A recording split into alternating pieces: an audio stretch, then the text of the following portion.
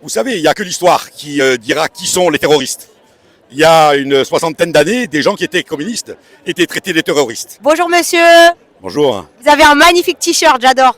Merci. Communisme. Oui, marxiste. Un Marxiste. Exactement. Les prolétaires de tous les pays, Unissons-nous. unissons-nous, c'est ça.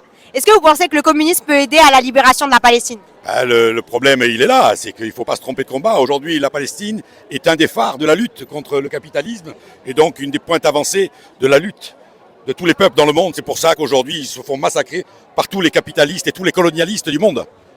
J'aurais pas dit mieux. Donc pour vous, c'est à l'image de l'oppression systémique actuelle. Oui, c'est un point de crispation, on le sent très bien avec les sionistes de tout poil et leurs complices. Les sionistes ne sont que la représentation des impérialistes mondiaux. Et on le retrouve à travers la lutte du peuple palestinien, la vaillante lutte du peuple palestinien, la terrible lutte du peuple palestinien, j'ose le dire, parce que c'est terrible ce que ce petit peuple nous montre de combat, de résistance. Je ne veux pas dire d'autre chose parce que ce serait indigne de parler à leur place.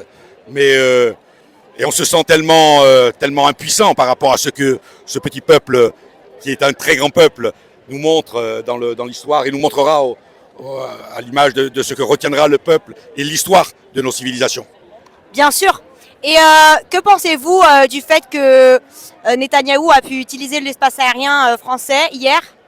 Netanyahou est un épiphénomène de l'histoire de notre société. Le peuple palestinien sera toujours dans le monde. Voilà.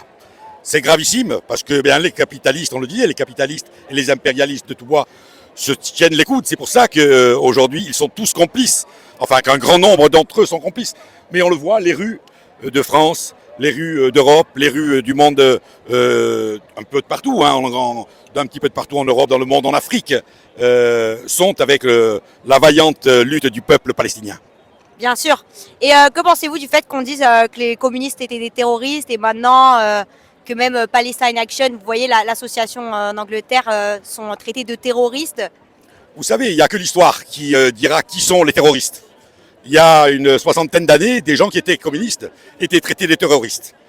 Et aujourd'hui, c'est les grands-parents des gens qui les traitaient de terroristes qui ont malheureusement repris le pouvoir dans nos sociétés et qui nous traitent à nous et à tous les gens qui se battent contre l'injustice dans le monde de terroristes. Mais il n'y a que l'histoire qui jugera qui sont les terroristes, qui étaient les terroristes.